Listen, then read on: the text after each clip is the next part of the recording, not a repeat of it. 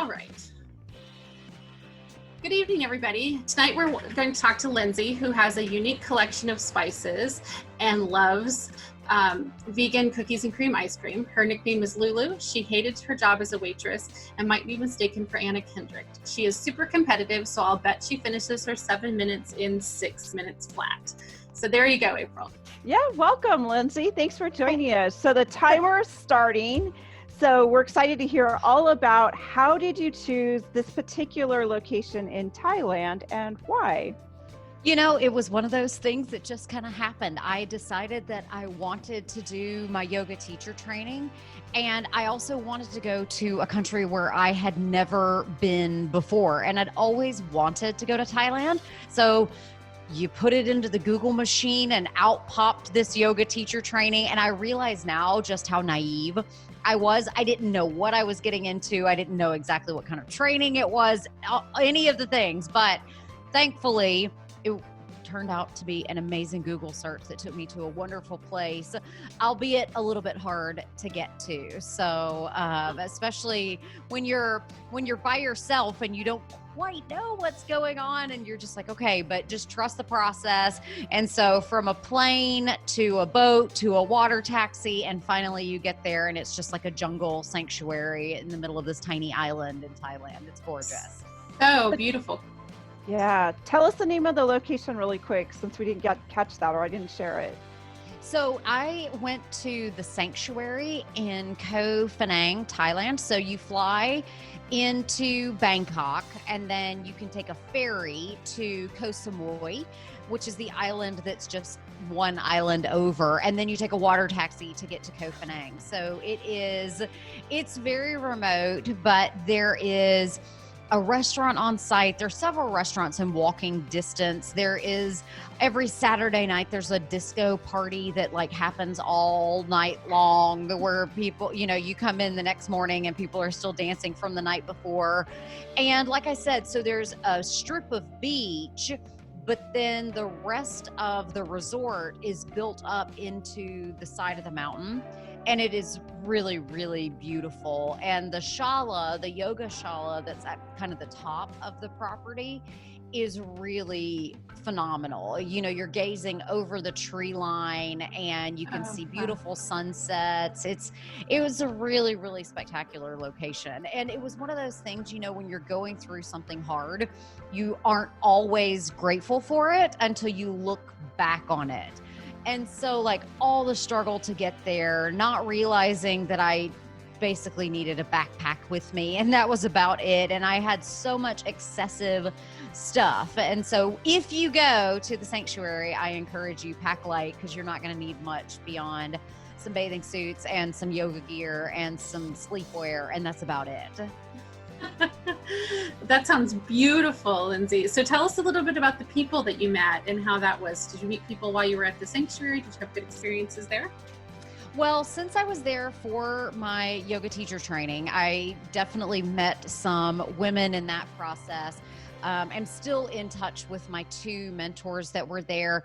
And the thing I liked about the people that I met that were there for the yoga teacher training is the stories that bring people to that point, because you don't just up and go do a month-long training unless you either are in a transitional period in your life, which I think a lot of people were. They just said, I hated my job, I quit it, and this was a month that I could do something else. Or people saw it as the potential to change their career trajectory or to utilize skills that they already had. So massage therapists that are adding in a new layer to their practice. So there were the people that I did the training with. I also loved the people that worked at the resort. So most of the employees were Burmese. So it was interesting to see different takes on life. And there were amazing chefs. It was so cool just seeing the food get brought in on the boats each and every day. The women who worked in the spa doing massages and facials was just so luxurious. And because it's Thailand, you're getting a great exchange rate. And so even though the Sanctuary is a little bit more expensive, which I like because it's nice to pay people a livable wage. But the women that work in the spa are so well trained and just take such good care. And so it was so amazing to get to have a traditional Thai massage once or twice a week while I was there.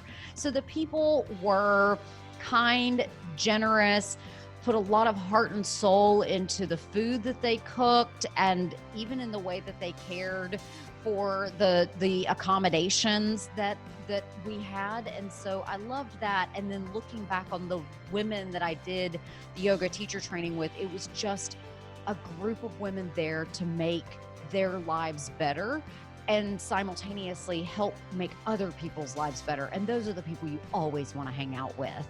Wow, it sounds like such an amazing experience, from the people, the food, the beauty of the location.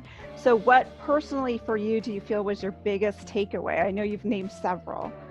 Oh, I think one of the biggest things for me is, again, when you're going through something hard, you don't value it. And now that I look back on it, I realized, had I just lightened up, went with the flow a little bit more, and not tried to be in control all of the time, I could have potentially experienced even more joy, even more transformation. And I think that's a lesson that I remind myself of all of the time.